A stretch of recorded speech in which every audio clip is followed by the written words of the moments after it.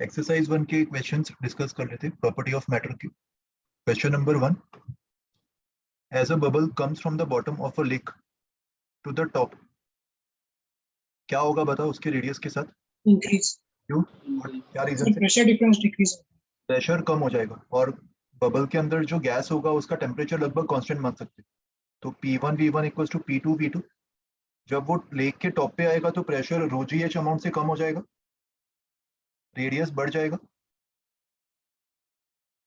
Pressure का कम होना मतलब वॉल्यूम बढ़ना चाहिए, राइट? और वॉल्यूम को बढ़ने के लिए रेडियस को भी बढ़ना पड़ेगा। तो option B. Question 2, the diagram represents the applied force per unit area. Applied force per unit area मतलब stress, right? With the corresponding change in length per unit length मतलब स्ट्रेन। तो इनडायरेक्टली ये stress और strain को ही plot किया हुआ है इधर। If the curve is plotted, the region in which Hooke's law is obeyed, the region in which the material acts like a viscous liquid and the elastic limit are respectively represented by। तो Hooke's law कहाँ से कहाँ तक ओबे करेगा? ओ से लेके ए तक, है ना?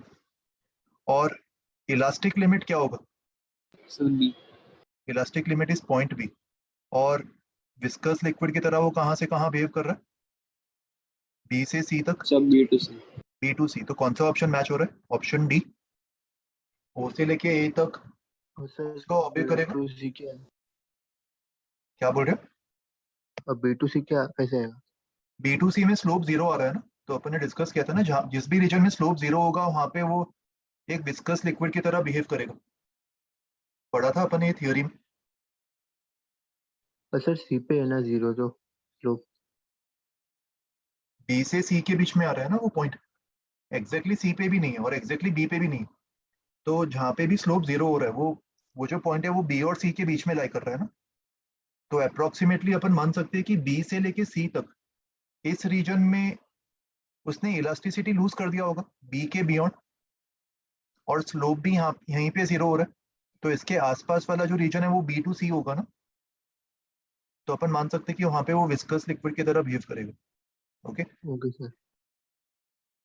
फिर question 3, a uniform metal wire fixed at one end is gradually stretched a little beyond its elastic limit and then stretching force is removed।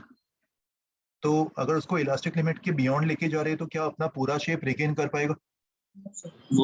अगर थोड़ा तो रिगेन कर जाएगा, ऐसा नहीं कि बिल्कुल भी रिगेन नहीं करेगा।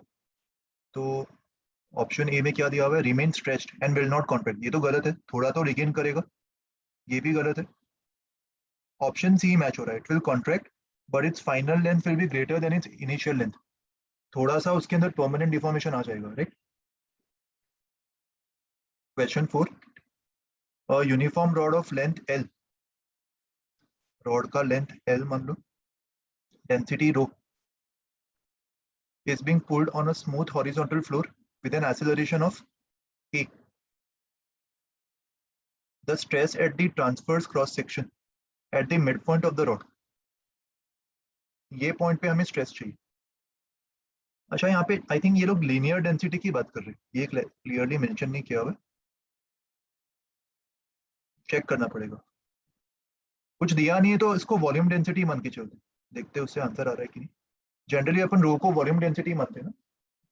तो इसका क्रॉस सेक्शनल एरिया अगर मैं कैपिटल ए मान लूं तो मुझे बताओ पूरे रॉड का वॉल्यूम क्या होगा? ए इंटू एल। ए इंटू एल। तो पूरे रॉड का जो मास है वो ए इंटू एल टाइम्स रो लिखेंगे।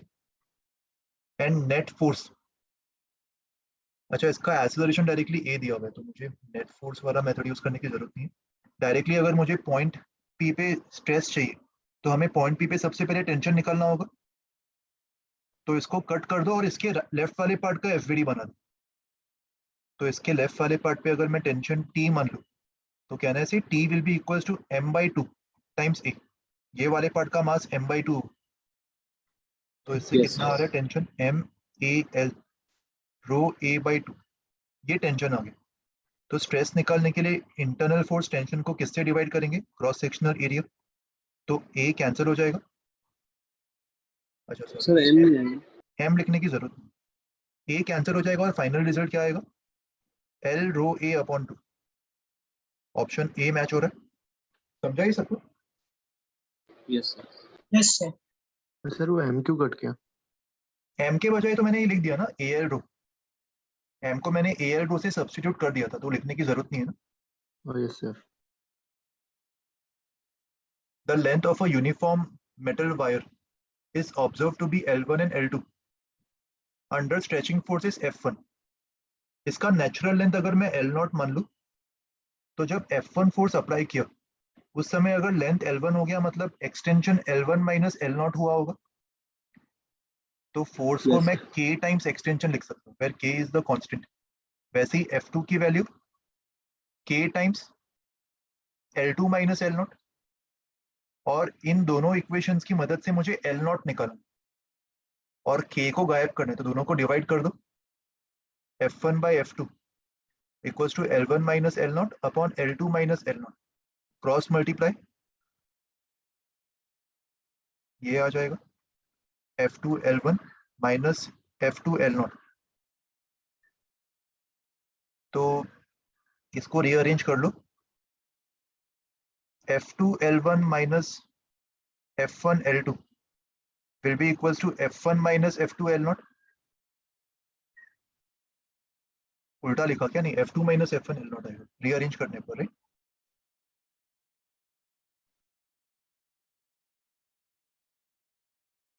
तो इसको सिंप्लीफाई करने पर L0 ऑप्शन सी से मैच हो रहा है। yes, sir. Question 6, a large drop of oil, oil का डेंसिटी दिया हुआ है और विस्कोसिटी दिया हुआ है, it floats up through a column of another liquid, दूसरे लिक्विड में वो फ्लोट कर रहा है और दूसरे लिक्विड का भी डेंसिटी और विस्कोसिटी दिया हुआ है। Assuming that the two liquids do not mix, the velocity with which the oil drop will rise. यहाँ पे कौन से वेलोसिटी की बात करें? Terminal velocity. तो देखो यहाँ पे ऑयल ड्रॉप जो है वो ऑब्जेक्ट की तरह बिहेव कर रहा है, राइट? स्फीयरिकल ऑब्जेक्ट की तरह बिहेव कर रहा है और इसको एक दूसरे विस्कस लिक्विड में राइज करवा रहा है। तो जिस टर्मिनल स्पीड से वो राइज करेगा, टर्मिनल स्पीड का फॉर्मूला याद है? 2/9 difference of densities, ρ1 minus ρ2 R square upon Eta. Upon Sir, R square G. R square G. तो ये ईटा किसका होता था, ऑब्जेक्ट का या लिक्विड का? Liquid. ये तो अपन लिक्विड का सर। लिक्विड का लेते थे ना। तो यहाँ पे भी अपन विस्कोसिटी जो है वो कौन सा लेंगे? ऑयल का विस्कोसिटी ईटा नॉट दिया हुआ है, तो ये तो मैटर नहीं करेगा ना, ये तो ऑब्जेक्ट की तरह बिहेव कर रहा है। लिक्विड का जो विस्कोसिटी है ईटा एल, वो मैटर करेगा calculation, right? Yes sir. Question 7 देखो अभी, the diagram shows the change x in the length of a thin uniform wire caused by the application of stress F at two different temperatures T1 and T2. Okay, अभी check करो कि अगर ये stress है और ये strain का काम कर रहा है, चेंज इन लेंथ मतलब प्रोपोर्शनल टू स्ट्रेन ही होगा, तो इसका जो स्लोप है वो किसके प्रोपोर्शनल होगा? कहना है slope is proportional to Young's modulus. तो कौन से केस में स्लोप ज्यादा दिख रहा है, टेम्परेचर T1 पे या T2 पे? Sir, T2. Slope eight T2 is more than T1, तो यंग्स मॉड्यूलस कौन से केस में ज्यादा होगा? T2 पे. T2. टेम्परेचर T2 पे जो यंग्स मॉड्यूलस है, अगर इसको मैं Y2 मान लूं, Y2 is more than Y1। मुझे बताओ मटेरियल का टेम्परेचर बढ़ाने पर क्या लगता है, उसका स्ट्रेंथ बढ़ेगा या कम होगा? टेम्परेचर बढ़ाने पर उसको एक्सटेंड करना इजी होगा या डिफिकल्ट हो जाएगा? Easy. डिफिकल्ट हो जाएगा ना, इजी हो जाएगा, सॉरी, स्ट्रेच करना इजी हो जाएगा। मतलब उसका स्ट्रेंथ स्ट्रांग हुआ या वीक हुआ? अगर तुम Weak हुआ. स्टील को हॉट करके एक्सटेंड करते तो और इजीली एक्सटेंड हो जाएगा। तो स्ट्रेंथ का वीक होना मतलब यंग्स मॉड्यूलस कम होगा। तो यंग्स मॉड्यूलस हायर टेम्परेचर पे कम होगा या lower temperature? Higher. Higher higher temperature पे टेम्परेचर। सर। तो यहाँ पे Y1 अगर Y2 से कम है तो कहना है T1 should be more than T2, option A. Yes. Higher temperature पे यंग्स मॉड्यूलस कम होगा और मटेरियल का स्ट्रेंथ भी कम हो जाएगा। समझा ये लॉजिक? और सर रिपीट कर सकते हो?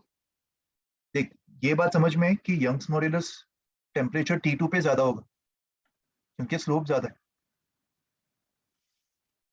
यस और सर। टेम्परेचर T1 पे जाते जाते यंग्स मॉड्यूलस कम हो गया। और कम कैसे हुआ सर?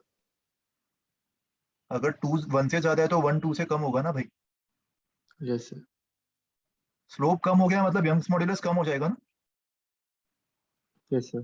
तो T1 टेम्परेचर पे जो यंग्स मॉड्यूलस है Y1 दैट इज लो, और T2 टेम्परेचर पे जो यंग्स मॉड्यूलस है Y2 वो हाई है।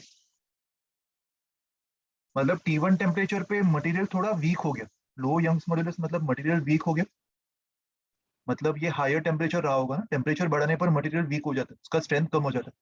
तो इस लॉजिक से अपन बोल सकते हैं T1 should be more than T2। समझा अभी? Yes sir. 8th क्वेश्चन देखो अभी। A wire can be broken by applying a load of 20 kg weight. The force required to break the wire of twice the diameter. देखो first case में अगर मैं wire का radius r मान लूं और उसका अगर एरिया a मान लूं, दैट मींस जिस स्ट्रेस पे वायर ब्रेक हो रहा है, ब्रेकिंग स्ट्रेस, वो किसके इक्वल होगा? 20 kg वेट, मतलब उसमें जो टेंशन है वो 20 इंटू जी हो जाएगा upon cross sectional area, right? इतने स्ट्रेस पे वो ब्रेक हो जाएगा। अभी अगर मैं एक ऐसा वायर लूं जिसका डायमीटर डबल है तो उसका एरिया कितना हो जाएगा? 4 times.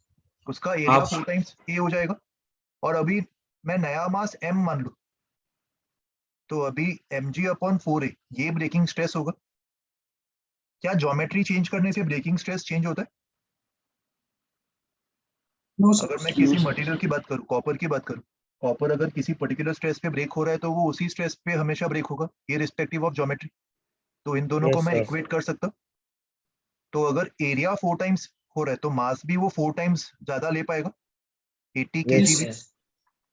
सबको समझ में आया ये लॉजिक? एनी डाउट्स बताओ। No, sir. Don't. Question 9। One end of a uniform wire of length L length का एक वायर मान लो, उसके नीचे एक W वेट अटैच्ड है and it is rigidly fixed to a point in a roof. Sorry, इसका wait W1 है और वायर का वेट W दिया हुआ है ना। W1 is suspended from the lower end. If S is the cross sectional area of the wire, the stress in the wire at the height 3L/4 from its lower end. Lower and से 3L/4 ऊपर, मतलब ये वाले point पे stress चाहिए। तो stress निकलने के लिए यहाँ पे हाइपोथेटिकली कट कर देंगे और इसके नीचे वाले पार्ट का FVD बना देंगे। तो ऊपर वाला पार्ट इस पे टेंशन ऊपर लगा रहा होगा, और अगर ये लेंथ 3/4 है तो कहने से इसका वेट भी 3/4 हो जाएगा, Yes, 3/4 W। तो इफेक्टिव वेट नीचे W1 प्लस 3/4 W इतना लग रहा होगा, और इन दोनों वेट्स को टेंशन बैलेंस कर रहा है। तो अगर मुझे इंटरनल टेंशन फोर्स मिल गया तो स्ट्रेस क्या लिखेंगे? Tension upon area, right? तो ऑप्शन बी मैच हो रहा है, नहीं सॉरी, ऑप्शन Yes, कौन सा yes. मैच हो रहा है? सी C. मैच हो रहा है, W1 plus 3W/4 upon S। Okay, फिर 10th क्वेश्चन देखो। Tensile force of 2 into 10 to the power 5 times doubles the length of a rubber cord of cross sectional area 2 centimeter square. तो tensile force दिया है मतलब इतना ही tension उसके अंदर develop हो जाएगा, और एरिया दिया हुआ है, तो स्ट्रेस कितना होगा उसके अंदर? सब कुछ CGS में ले लेते है ना, 9 सेंटीमीटर स्क्वायर वैसे ही दिया हुआ है। तो stress will be 2 into 10 to the power 4 tension upon area times पर सेंटीमीटर स्क्वायर। और लेंथ अगर डबल हो गया तो एक्सटेंशन कितना होगा? अगर मैं ओरिजिनल लेंथ L0 मान लूं और अगर लेंथ डबल हो गया तो एक्सटेंशन भी L0 के इक्वल ही होगा। L0. तो स्ट्रेन कितना होगा? Extension upon original length, strain 1 हो जाएगा। ये बात समझ में आई? Yes, sir. तो यंग्स मॉड्यूलस कैसे डिफाइन करते हैं? स्ट्रेस अपॉन स्ट्रेन, स्ट्रेन 1 है तो यंग्स मॉड्यूलस खाली स्ट्रेस के इक्वल होगा 10 to the power 5 टाइम्स पर सेंटीमीटर स्क्वायर, राइट? सबको समझ में आया ये? Yes, sir. Yes, sir. Question 11 देखो। Two rods of different materials having coefficients of thermal expansion α1 and α2 and Young's modulus Y1 and Y2 are fixed between two rigid massive walls. The rods are heated such that they undergo the same increase in temperature. दोनों के लिए delta T same है. There is no bending of the rods. Alpha 1 और alpha 2 का ratio दिया हुआ है. Alpha 1 upon alpha 2 is 2/3. The thermal stresses developed in the two rods are equal, provided that y1 and y2 is equals to. तो stress भी दोनों में same होगा, राइट? और इस इंफॉर्मेशन से हमें यंग्स मॉड्यूलस का रेशियो चाहिए, y1 अपॉन y2. कैसे अप्रोच करेंगे देखो. उनके एरियाज के बारे में कुछ इंफॉर्मेशन दिया हुआ है. मटेरियल्स डिफरेंट है मगर alpha 1 alpha 2 y1 y2 they are fixed between two rigid massive walls. Area भी सेम मान सकते हैं ना, दिया नहीं है मगर अज्यूम कर सकते हैं. उनको ऐसे फिक्स किया होगा ना. स्ट्रेस सेम मतलब इस तरीके से दो वॉल्स के बीच में उनको फिक्स किया होगा.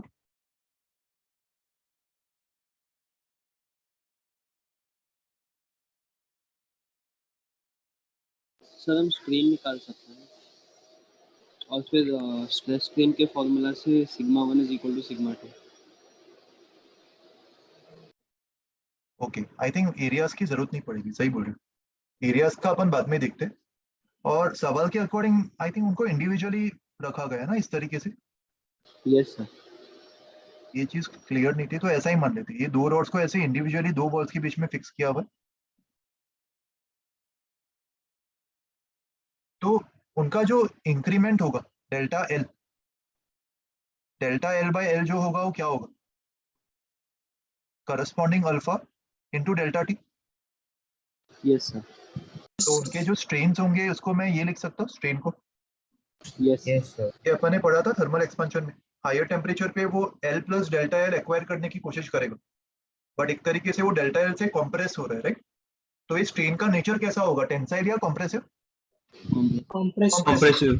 तो स्ट्रेन्स का जो रेशियो है, स्ट्रेन्स का ratio will be same as alphas का रेशियो. अच्छा, यहाँ पे ये सिचुएशन भी मैंने गलत ड्रॉ किया हुआ है. लेंथ भी अलग हो सकता है ना, लेंथ के बारे में भी अपन कुछ बोल नहीं सकते. तो वो सब इंफॉर्मेशन की जरूरत ही नहीं है. अपन को डायरेक्टली यहाँ से स्ट्रेन का रेशियो मिल गया 2/3 और स्ट्रेस अपॉन स्ट्रेन ये यंग्स मॉड्यूलस होता है. That mean stress is strain into Young's modulus. और अगर स्ट्रेस भी दोनों के लिए सेम है तो कहना है Young's modulus is inversely proportional to strain. तो यंग्स मॉड्यूलस का रेशियो क्या आ जाएगा, 3/2. स्ट्रेन का रेशियो 2/3 आ रहा है तो यंग्स मॉड्यूलस का रेशियो 3/2. 3/2. सबको समझा ये? Yes sir. Example 12.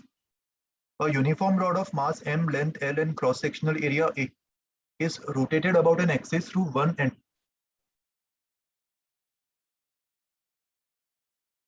इसका लेंथ दिया हुआ है, मास दिया हुआ है और क्रॉस सेक्शनल एरिया दिया हुआ है. और मान लेते हैं कि इसको ये वाले एक्सिस के अबाउट रोटेट किया जा रहा है इस तरीके से. एंगुलर स्पीड भी दिया हुआ है ओमेगा. हॉरिजॉन्टल प्लेन में रोटेट कर रहे हैं तो ग्रेविटी का भी कोई इफेक्ट नहीं आएगा. और यंग्स मॉड्यूलस भी दिया हुआ है बाय. हमसे पूछा गया है कि what is the increase in length. यहाँ पे टेंशन कांस्टेंट रहेगा कि वेरिएबल रहेगा हर एक पॉइंट पे? Variable. टेंशन इज वेरिएबल तो स्ट्रेस भी वेरिएबल. तो डेल्टा एल निकालने के लिए इंटीग्रेशन वाला फॉर्मूला यूज करेंगे या without integration? Integration. F L by A Y तो कांस्टेंट के लिए यूज करते हैं. तो यहाँ पे instead of F L by A Y अपन F D X by A Y का इंटीग्रेशन यूज करेंगे. एफ मतलब टेंशन फोर्स. तो उसके लिए मुझे किसी भी एक्स पे टेंशन फोर्स निकालना पड़ेगा. और ये निकालने का तरीका अपने सीखा था फ्लूइड मैकेनिक्स में. इसका शॉर्टकट तरीका क्या होगा? Same. हाँ बताओ, तुम पहले बताओ क्या सजेस्ट कर रहे हो, बोलो. इसके किसी एक पार्ट का अपन एफबीडी बना सकते हैं ना. अगर मैं Yes, इसके sir. राइट वाले रॉड का एफबीडी बनाऊंगा, इसको कट कर दो तो लेफ्ट वाला पार्ट इसको खींच रहा होगा अपनी तरफ टेंशन फोर्स अप्लाई करके. ये टेंशन मुझे निकालना. और Yes, जो sir. राइट वाला पार्ट है उसका जो सेंटर ऑफ मास होगा वो यहाँ से L माइनस एक्स बाई 2 की दूरी पे होगा बिकॉज ये पूरा लेंथ जो है वो L माइनस एक्स है. तो सेंटर ऑफ मास जिस सर्कल में जा रहा है उस सर्कल का रेडियस क्या होगा? कहने से x plus L minus x by two, ये दोनों को जब मैं ऐड कर दूंगा तो मुझे इस सेंटर ऑफ मास के सर्कल का रेडियस मिल जाएगा। कितना आ रहा है? L plus X by L plus x by two, right? ये उसका रेडियस होगा। तो सेंटर ऑफ मास का जो एक्सेलरेशन होगा उसको मैं ओमेगा स्क्वायर आर कॉम लिख सकता हूँ। यस और Yes, राइट वाले पार्ट का जो मास है, राइट वाले पार्ट के मास को m2 मान लेते हैं। तो ये m2 की वैल्यू क्या होगी? Total mass upon total length into right वाले का लेंथ l माइनस एक्स। तो मुझे राइट वाले पार्ट के सेंटर ऑफ मास का एक्सेलरेशन भी मिल गया और उसका मास भी मिल गया। तो उस पर जो नेट फोर्स टेंशन लग रहा है उसको मैं मास इंटू ए कॉम लिख सकता हूँ। तो टेंशन कितना आ जाएगा? m by L minus X into omega square L plus X upon two. तो m omega square by two L into L square minus X square, ये टेंशन आ गया as a function of x। और एक बार tension as a function of x आ गया उसके बाद इस टेंशन को इस इक्वेशन में डाल दो। This force is nothing but tension T। तो इस इक्वेशन में डाल के इंटीग्रेशन करेंगे तो क्या मिलेगा? 1 अपॉन ए वाई को कांस्टेंट ले लो बाहर, तो total extension will be 1 upon A Y integration of f। अच्छा, f मतलब टेंशन से भी जो कांस्टेंट्स आ रहे हैं उसको भी बाहर ले लेते, m omega square by 2l। और अंदर क्या बचेगा? Integration of L square minus X square dx from 0 to l। तो इसको सॉल्व करने पर पहला टर्म क्या होगा? एल स्क्वायर dx का इंटीग्रेशन एल स्क्वायर एक्स, तो पहला टर्म एल क्यूब बचेगा। And second term x square का इंटीग्रेशन एक्स क्यूब बाई 3, मतलब एल क्यूब बाई 3।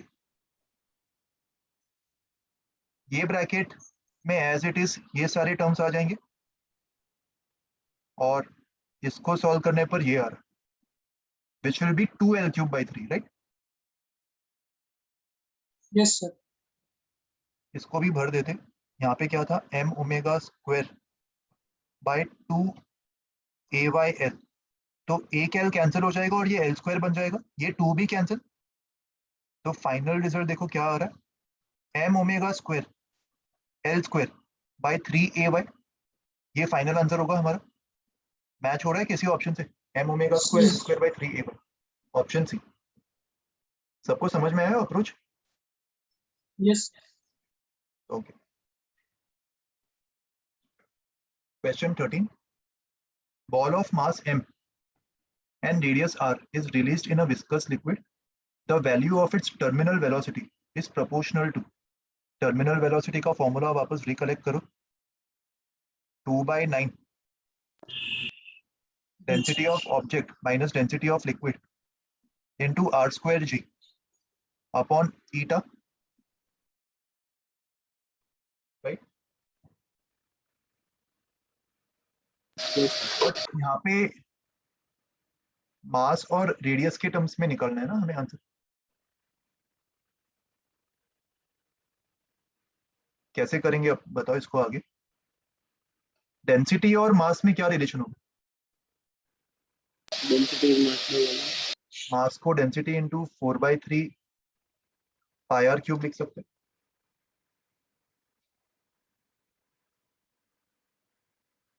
तो ये जो आर स्क्वायर, अगर मुझे आर स्क्वायर निकालना हो तो इसको आर स्क्वायर इंटू आर कर दो, तो अपन बोल सकते हैं R square is proportional to m by R. Overall ये जो टर्म है टर्मिनल वेलोसिटी का, ये आर स्क्वायर के प्रोपोर्शनल आ रहा है, राइट? बट क्या आर स्क्वायर कोई भी ऑप्शन में दिया हुआ है? नहीं दिया हुआ है, तो अपन इनडायरेक्टली आर स्क्वायर को m बाई आर के प्रोपोर्शनल भी मान सकते हैं। m बाई आर दिया हुआ है ऑप्शन बी, तो m बाई आर सही आंसर होगा amongst the given options. Okay. Question 4, a small spherical solid ball is dropped in a viscous liquid. Its journey in the liquid is best described in the figure shown by which curve? Velocity versus distance graph। अच्छा, सबको velocity as a function of time याद है? किसके equal आया था velocity as a function of time? Some v naught 1 minus e to the power minus minus some constant. Constant times t। याद है ये function? Yes, Yes, sir. sir. ऐसा type का फंक्शन आया था वेलोसिटी का, और इसके करस्पॉन्डिंग जो डिस्टेंस होगा उसको मैं इंटीग्रेशन ऑफ वी dt लिख सकता। Yes, sir. Integration of V dt मतलब पहला जो टर्म है वो v नॉट है। अच्छा, लिमिट्स 0 से t होगा, पहला टर्म v नॉट, तो v नॉट का इंटीग्रेशन क्या हो जाएगा, v नॉट t, और दूसरा term v naught e to the power minus K T, तो इसको डिवाइड बाय माइनस के कर देंगे। एंड सेकेंड टर्म में भी अपन लिमिट्स कहां से कहां डालेंगे, 0 से t, तो डिस्टेंस कितना आ जाएगा सेकेंड टर्म को इवेल्युएट करने पर, v naught t, upper limit पे तो यही आएगा v naught e to the power minus K T upon K, और लोअर लिमिट 0 डालने पर क्या बचेगा, minus v naught by K, V naught by 2. मतलब v naught by K common लेके यहाँ पे -1 ये बच जाएगा। या फिर Yes, sir. इनडायरेक्टली, हाँ बताओ कुछ डाउट है? No, sir. अपन को रिलेशन किसके बीच में चाहिए, वेलोसिटी और डिस्टेंस।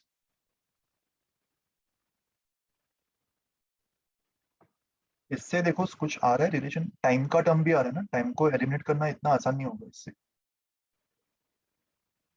कुछ और सोचना पड़ेगा, कुछ और मेथड।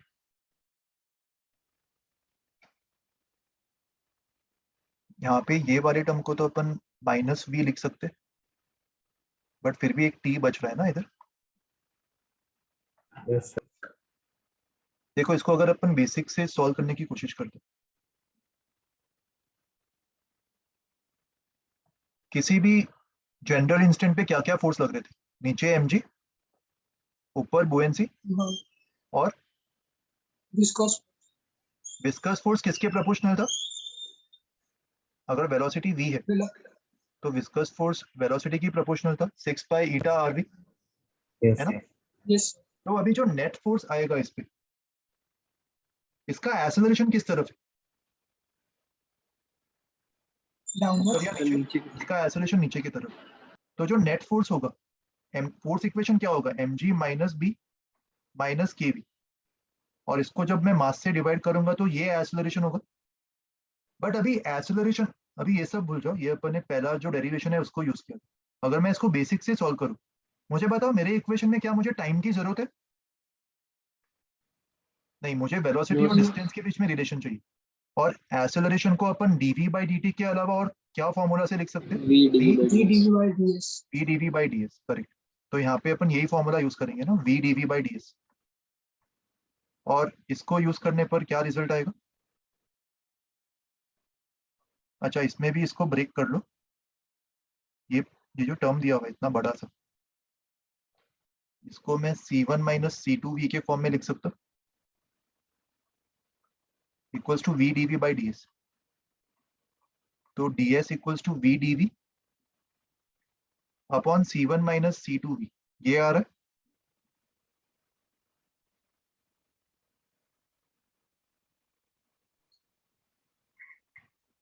इसका भी इंटीग्रेशन इतना सिंपल नहीं होगा ना।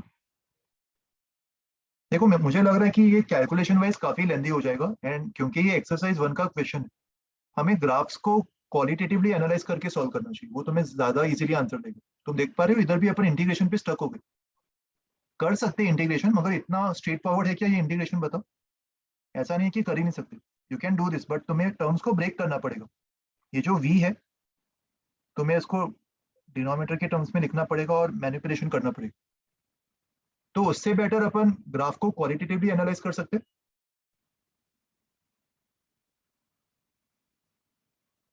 मुझे बता, बहुत ही लंबे समय के बाद, बहुत ही ज्यादा डिस्टेंस कवर करने के बाद वेलोसिटी के साथ क्या होना चाहिए, So constant. Constant. वेलोसिटी एक कांस्टेंट वैल्यू एक्वायर करना चाहिए। तो अगर खाली अपन ये लॉजिक अप्लाई करें तो हिट एंड ट्रायल से तो बहुत ही इजीली सॉल्व हो जाएगा। कौन से ग्राफ में तुम्हें दिख रहा है कि वेलोसिटी बहुत ही लंबे समय के बाद कांस्टेंट हो रहा है, So curve C. कर्व सी में ऐसा हो रहा है ना, तो डायरेक्टली तुम बोल सकते हो प्रॉपर कैलकुलेशन करने जाओगे तो फिर ये एक्सरसाइज 4 का सवाल बन जाएगा, फिर तुम्हें इसके आगे इस इंटीग्रेशन को सॉल्व करना पड़ेगा, तब जाके तुम्हें वेलोसिटी और डिस्टेंस में रिलेशन मिलेगा। ये वाला तरीका भी समझ में आ गया? अगर एक्चुअल तुम्हें इक्वेशन निकालना होता है velocity in terms of S, तो इस तरीके से अप्रोच करते, राइट? बट खाली अगर ग्राफ से तुम्हें एनालाइज करना है तो हिट एंड ट्रायल से देख लो कि आफ्टर अ लॉन्ग टाइम खाली ग्राफ सी में वेलोसिटी कांस्टेंट होगी। ओके, फिर कौन सा इसमें सी मैच हो रहा है ना, सही दिया है ना सी आंसर, एक बार देख लो। 14 का सी। ओके, फिर 15 क्वेश्चन देखो। हाँ देखो, ऐसा टाइप का सवाल भी अपन ने किया था, स्फेरिकल ड्रॉप को छोटे ड्रॉपलेट्स में ब्रेक कर रहे, तो वर्क डन क्या होगा बताओ? Surface energy. Final Sir. Surface energy minus initial energy, मतलब सरफेस टेंशन और ड्रॉप की बात हो रही, तो सिंगल सरफेस या दो सरफेस? लिक्विड ड्रॉप मतलब सिंगल सरफेस, तो S into final area minus initial area. Final area क्या होगा? ओरिजिनल रेडियस आर है, तो इसको 8 ड्रॉप्स में जब मैं स्प्लिट कर रहा हूँ, तो छोटे ड्रॉप्स का अगर मैं रेडियस स्मॉल आर मान लूँ, तो वॉल्यूम कंजर्वेशन से देख पा रहे हो ये होगा 4/3 pi R cube equals to 8 times 4/3 pi small R का क्यूब। तो यहाँ से स्मॉल आर r/2 के इक्वल आ जाएगा। Yes Yes, sir. तो फाइनल एरिया कितना होगा? 8 टाइम्स 4 पाई r/2 का square, sir capital Sir, capital R. Sorry capital r/2 का स्क्वायर।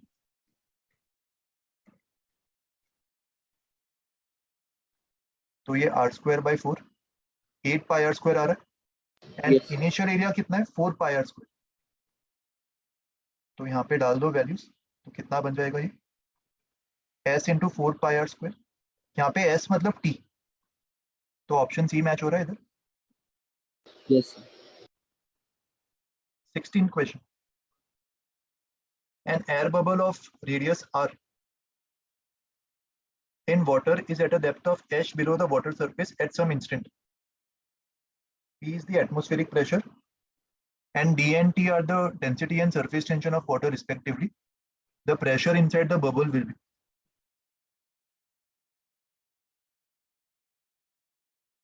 एयर बबल के कितने सरफेस होंगे? कोई एयर बबल अगर वाटर के अंदर ट्रैप्ड है तो कितने सरफेस? Single surface, Sir. और इसका डेप्थ h दिया, एटमॉस्फेरिक प्रेशर P है, तो 0.1 पे जो प्रेशर होगा वो P प्लस h रो जी होगा, एंड 0.2 मतलब बबल के अंदर ये वाला पॉइंट कौन से साइड पे? Concave convex? Concave. Concave side पे प्रेशर ज्यादा होगा, तो 1 के कंपैरिजन पे 2 पे प्रेशर कितना ज्यादा होगा? 2s/r, ये पढ़ा था अपन ने। Yes. s मतलब t इस केस में 2t/r, और क्योंकि सिंगल सरफेस ही है तो यहाँ पे 2 के फैक्टर से भी मल्टीप्लाई करने की जरूरत नहीं, तो ऑप्शन बी मैच हो रहा है, p plus h rho G because of water level और सरफेस टेंशन की वजह से 2t/r, ये ऐड हो जाएगा। Question 17.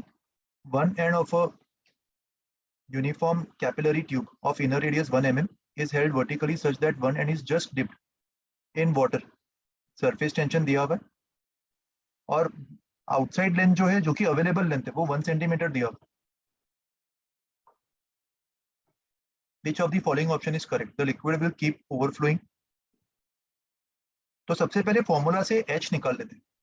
हाइट ऑफ राइज का फॉर्मूला क्या था? 2s by rho g into 2s by radius rho of g the r. viscous. 2s by rho g into R. Radius radius of curvature of the surface, और अगर मैं capillary का radius use करूंगा तो यहाँ पे cos थीटा भी आ जाएगा। Cos theta. Yes. देखो यहाँ पे कुछ दिया नहीं है इन्फॉर्मेशन, बट उनको देना चाहिए था कि थीटा इज 0। जनरली ग्लास और पानी के बीच में अपन कांटेक्ट एंगल क्या लेते? 0. 0 डिग्रीज मान लेते, तो बिना उसके तो अपन हाइट ऑफ राइज निकाल नहीं पाएंगे ना, तो यहाँ पे थीटा को 0 मान के देखो। तो देखो उस Sir, केस में, हाँ बताओ। सर यहाँ पर हाइट राइज 1 सेंटीमीटर मान सकते हैं क्योंकि उसको डिप किया है। किस चीज को? हाइट ऑफ राइज को h को 1 सेंटीमीटर मान सकते हैं। वो तो कैलकुलेट करना पड़ेगा ना, 1 सेंटीमीटर तो अवेलेबल लेंथ, 1 तो सर सेंटीमीटर ऑफ द मतलब लेंथ डिप इज किया तो आउटसाइड द उतना ही वाटर। लगेगा। मतलब अगर मान ले ये पानी का सरफेस है वेसल में, और कैपिलरी को अगर मैं जस्ट डिप कर रहा हूँ, तो ये बाहर का जो अवेलेबल लेंथ है वो 1 सेंटीमीटर। तो अगर मान ले फॉर्मूला से मेरा हाइट ऑफ राइज 1 से ज्यादा आ रहा है तो वो 1 तक ही राइज कर पाएगा, लेकिन अगर फॉर्मूला से वो 1 से कम आ रहा है तो क्या वो 1 तक जाएगा? No sir. But I think सारे ऑप्शंस में एक बार ऑप्शंस भी पढ़ लिया करो। ऑप्शंस में क्या दिया हुआ है? First option, liquid will keep on overflowing, ये तो पॉसिबल ही नहीं है, क्या कभी भी वो ओवरफ्लो कर पाएगा? No sir. तो ऑप्शन ए तो डिस्कार्ड कर दो, वो तो पॉसिबल ही नहीं। Option B, liquid will rise up to the top. Option C, liquid will rise the full exposed length. And option D, liquid will rise the full length. तो देखो सारे ऑप्शंस में फुल लेंथ राइज करने की बात कर रहे हैं, तो डेफिनेटली ये सफिशिएंट कैपिलरी है कि इनसफिशिएंट? इनसफिशिएंट। डेफिनेटली इनसफिशिएंट है, ये चेक करने की जरूरत ही नहीं। चेक करोगे तो भी ये जो वैल्यू है एच की वो डेफिनेटली 1 सेंटीमीटर से ज्यादा ही आने वाली है ना। तो तुमने Yes. सही कहा कि तुम यहाँ पे एच को 1 सेंटीमीटर ले सकते हो, और एच को 1 सेंटीमीटर लेने के लिए कौन एडजस्ट करेगा? Capital R. अभी मैं इसको कैपिटल आर के फॉर्म में लिख देता हूँ क्योंकि ऑप्शंस में रेडियस ऑफ मिनिस्कस की बात हो रही है ना, तो इसको कैपिटल आर लिख दो, ये अपने आप को एडजस्ट कर लेगा। तो इसको सॉल्व करके तुम्हें कैपिटल आर की वैल्यू मिल जाएगी, रो पता है, रो इंटू जी इंटू 1 सेंटीमीटर अपॉन 2s। तो इससे जो भी रेडियस ऑफ कर्वेचर आ रहा है वही तुम्हारा आंसर होगा। सर 1.4 मिलीमीटर ही आ रहा है। ऑप्शन डी मैच हो रहा है। Okay, yes sir. सबको समझा ये concept? Question 18, vertical glass capillary of radius r open at both the ends contains some water। पानी का surface tension और density दिया हुआ है। if L is the length of the water column then what is L? देखो यहाँ पे ये कर्वेचर दिया हुआ है ना, ग्लास कैपिलरी और पानी की बात हो रही है। एक्चुअली उनको मैक्सिमम L पूछना चाहिए था कि मैक्सिमम कितना L हम कितना लेंथ पानी का रख सकते हैं। तो मैक्सिमम लेंथ में ये दोनों कर्वेचर्स का जो रेडियस है वो r के इक्वल हो जाएगा, दोनों हेमिस्फीयर्स बन जाएंगे। देखो Yes, तुम्हें sir. इसका मैं प्रॉपर वर्किंग दिखा देता हूँ, इसका जो कॉन्सेप्ट है वो तुम्हें बता देता हूँ। यहाँ पे तो क्लियरली ग्लास और पानी की बात हो रही, तो कॉन्टेक्ट एंगल क्या मान सकता हूँ मैं इधर? 0 डिग्री। Zero. तो आइडियली ये जो सरफेसेस है, ये वाला जो सरफेस है वो ऐसा होगा तभी 0 कॉन्टेक्ट एंगल हो पाएगा, राइट? और अगर मान लो ग्रेविटी फ्री स्पेस होता, ग्रेविटी का कोई रोल ही नहीं होता, तो नीचे वाला सरफेस भी एक्चुअल में ऐसा होना चाहिए था, ये वाले सरफेस के करस्पॉन्डिंग कॉन्टेक्ट एंगल 0 होगा, राइट? Yes, sir. बट अभी क्या हो रहा है, ये जो पानी इसके अंदर भरा हुआ है, मुझे बताओ ये पानी कौन से कर्वेचर को कम करने की कोशिश करेगा? किसको धक्का मार रहा है, पुश कर रहा है बिकॉज ऑफ ग्रेविटी? ऊपर वाले को या नीचे वाले को? सर नीचे नीचे वाला। नीचे वाले को। तो ये पानी का अपर मिनिस्कस पे तो कोई भी रोल नहीं होगा, no effect on upper surface, right? Yes. But नीचे वाले सरफेस को ये धक्का मारेगा और इसके कर्वेचर को कम करेगा। और अगर मान लो मैं लेंथ बढ़ाते जाऊं, वेट बढ़ाते जाऊं, तो कर्वेचर कम होकर रिवर्स डायरेक्शन में भी चला जाएगा इस तरीके से। बट ये मैक्सिमम कितना हो सकता है? ये जो कर्वेचर है, क्या ये ट्यूब के रेडियस से कम हो सकता है? इसका रेडियस, कर्वेचर का No, बढ़ना sir. मतलब रेडियस का बढ़ना या कम होना? रेडियस का कम होना। कर्वेचर का बढ़ना मतलब रेडियस का कम होना। बट क्या उसका रेडियस ट्यूब के रेडियस से कम हो सकता है? फिर तो वो कुछ ऐसा हो जाएगा, अंदर ही स्फीयर बन जाएगा, which is not possible, right? तो जिस समय मैंने इसके अंदर मैक्सिमम पॉसिबल वेट भरा होगा, उस समय नीचे का जो कर्वेचर है वो भी ऐसे हेमिस्फेरिकल बन जाएगा, उसका रेडियस इससे तो कम नहीं हो सकता ना। ये कॉन्सेप्ट समझ में आया? सर इस वो समय हाँ बताओ क्या डाउट है?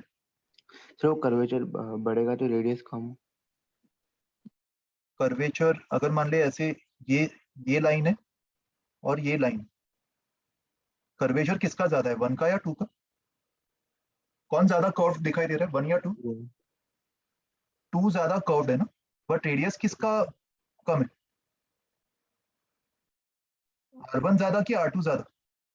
R1 ज्यादा ना। तो जैसे जैसे और ज्यादा कर्व होते जा रहा है, रेडियस कम होते जा रहा है, R3 और कम हो गया, बट रेडियस मिनिमम कितना हो सकता है? इस कैपिलरी के रेडियस के इक्वली हो सकता है वो मिनिमम।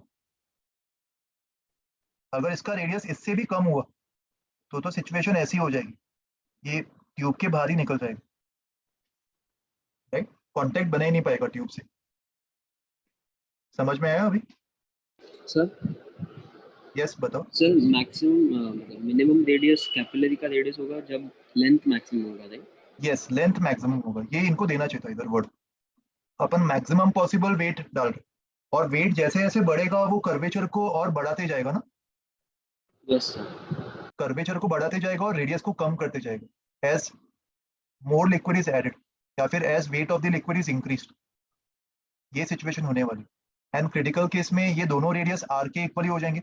ऊपर वाला तो आर रहेगा ही अपने नेचुरल स्टेट में, ऊपर वाला तो अपना नेचुरल स्टेट चेंज नहीं करेगा ना, इस पे तो कोई लोड नहीं आ रहा, तो बिकॉज ऑफ थीटा 0 ये तो आर रहेगा। बट नीचे वाला भी क्रिटिकल केस में आर ही बन जाएगा क्रिटिकल सिचुएशन। Yes sir.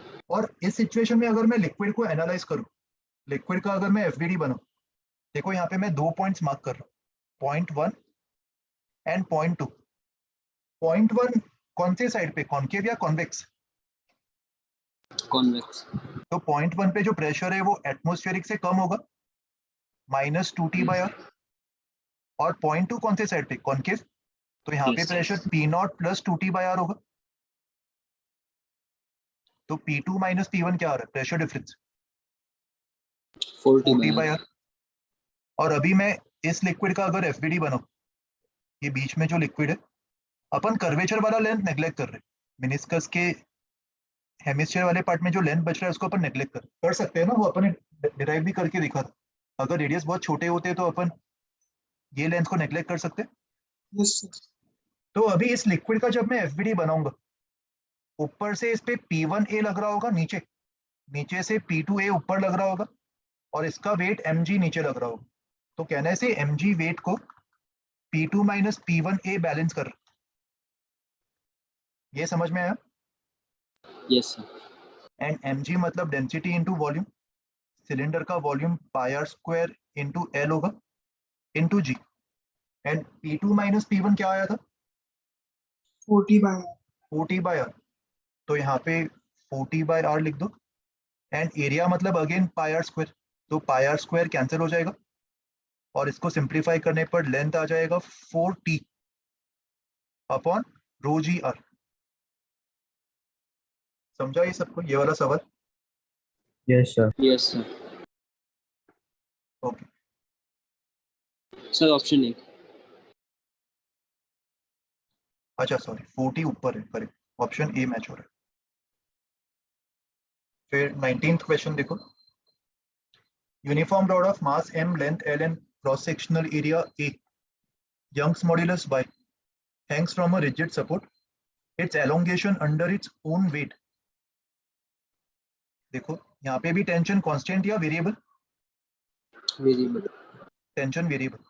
तो मैं नीचे का अगर रेफरेंस ले लूं, नीचे किसी भी y पे अगर मैं टेंशन निकालना चाहता हूं, तो इसको कट करके खाली नीचे वाले पार्ट का एफबीडी बना लो, तो ऊपर वाला पार्ट इस पे जो टेंशन लगा रहा होगा वो खाली इस y वाले लेंथ के वेट को बैलेंस कर रहा होगा, m2g।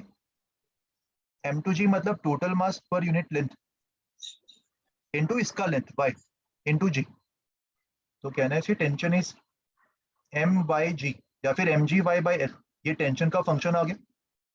और वेरिएबल Yes. टेंशन के लिए एलोंगेशन के लिए क्या करेंगे, integration, integration of, FD/by correct, fdy upon ay।